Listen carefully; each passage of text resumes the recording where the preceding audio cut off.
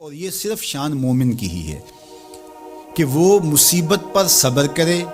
بلکہ فرمایا کہ مومن کے پاؤں میں کانٹا بھی چبھتا ہے تو اس کا بھی اس کو اجر دیا جاتا ہے، اس کے درجے بلند ہوتے ہیں، اس کے گناہ معاف کر دیے جاتے ہیں، اس کی خطاؤں سے درگزر کر لیا جاتا ہے، لیکن یہ مشروط ہے اس تکلیف کو صبر کے ساتھ برداشت کرنے سے۔ اگر وہ واویلا کرتا ہے، ناشکری کے کلمات کہتا ہے، تو تکلیف تو ختم نہیں ہوتی لیکن اجر زائل کر دیا جاتا ہے۔ تو اس لیے ہمیں ہر صورت کے اندر صبر کے دامن کو مضبوطی سے تھامنے کی تلقین کی گئی ہے، اور اہل ایمان کو یہ بھی سبق دیا گیا کہ جب انہیں کوئی بھی مصیبت پہنچتی ہے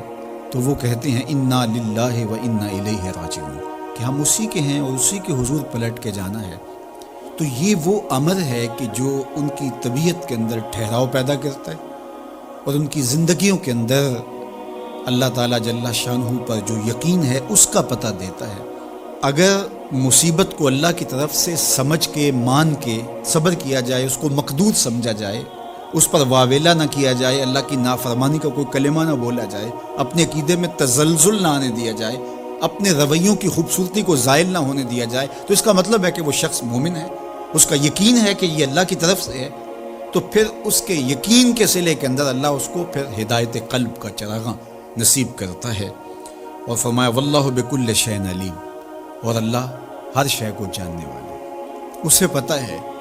کہ کسی پر مصیبت نازل کیوں کرنی ہے، اور اس مصیبت سے اس کا امتحان لینا مقصود ہے، اس کے درجوں کو بلند کرنا مقصود ہے، اس کے گناہوں کو معاف کرنا مقصود ہے، اس کو کسی آزمائش میں ڈال کر کے اس کو مزید کندن بنانا مقصود ہے، یا اس کا کیا مقصود ہے، اس کو سزا دینا مقصود ہے، یہ اسے پتہ ہے۔ تمہارا رب تمہاری طرف آنے والی جو تکلیفیں ہیں ان کے اندر ہزارہا پنہا حکمتوں سے واقف ہے۔ یہاں یہ بات بھی سمجھنے کے قابل ہے کہ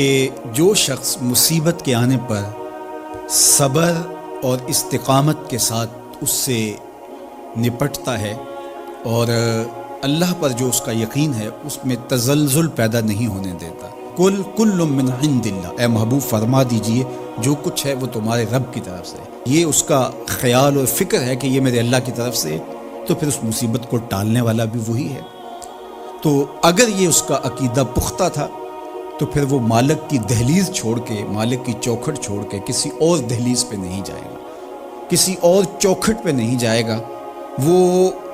اس مصیبت کو دور کرنے والا مؤثر حقیقی اللہ کو ہی جانتا ہوگا، اور اسی کے حضور دعائیں کرے گا، التجائیں کرے گا، کسی شرک کا ارتکاب نہیں کر سکتا ہے، اور وہ مالک کی دہلیز سے کبھی روح گردانی نہیں کر سکتا، بلکہ اس تکلیف کے آنے سے وہ اپنے رب کے ساتھ اور زیادہ جڑ جائے گا، اور اگر وہ صبر کرے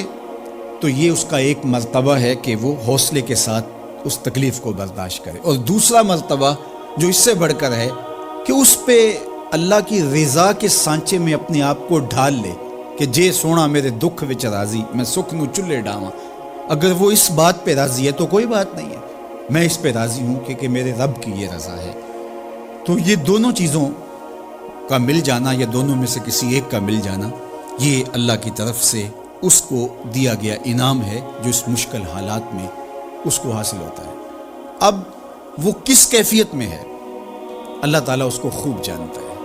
کہ وہ اس پہ صبر کر رہا ہے یا اس کا اندر ڈول رہا ہے، اس کا عقیدہ کمزور تھا اور وہ کمزوری کے باعث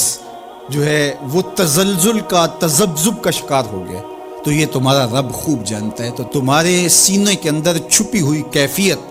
تمہارے رب کے علم میں ہے۔ توکل ایک ایسی دولت ہے کہ جو خوشحال زندگی کی ضمانت بنتی۔ جب ہم اللہ پر توکل نہیں کرتے اور ہم سمجھتے ہیں یہ سب کچھ ہماری محنت کا نتیجہ ہی ہوگا، اور نتیجہ جب نہیں آتا تو پھر ہم بے چین مضطرب ہو جاتے ہیں، اور جب ہم اس پہ توکل کر لیں تو پھر ہمارا صرف اتنا ہی کام ہے کہ میاں ہم یہ کام کر رہے ہیں، بس یہ حکم، ہم بیج بو رہے ہیں، بس یہ حکم ہے اور بو رہے ہیں، باقی اس پہ بھروسہ ہے، یہ کام اس کا ہے کہ اس نے اس کو اگانا ہے، اس کے اوپر پھل لگانے ہیں۔ تو جب اس پہ توکل ہو جائے تو بندہ سوکھا رہتا ہے، ورنہ بندہ مشکل میں مبتلا ہو جاتا ہے۔ بسا اوقات ایسا ہوتا ہے کہ بندہ ایک منصوبہ تیار کرتا ہے، اس کا عملی نتیجہ اس کو سامنے نظر آ رہا ہوتا ہے، لیکن نتیجہ بالکل الٹ جاتا ہے۔ سید علی المرتضیٰ فرماتے ہیں میں نے اپنے ارادوں کی شکست سے ہی اپنے رب کو پہچانا ہے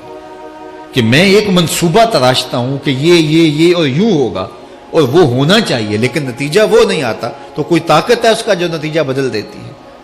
تو بندہ اس طاقت پہ یقین کرتے، اس پہ توکل کر کے جو ہے وہ اس پہ بھروسہ کر لے تو زندگی سوکھی ہو جاتی ہے۔ مغرب میں جو اللہ پر یقین نہیں رکھتے وہ خودکشی کر لیتے ہیں کہ یہ کیوں ہو گیا، ایسا نہیں ہونا چاہیے تھا، لیکن ہم خودکشی اس لیے نہیں کرتے، ہم کہتے ہیں میرا رب جس طرح چاہے اس طرح ہی ہوتا ہے، جو اس نے طے کیا ہوا ہے وہ کر کے رہتا ہے،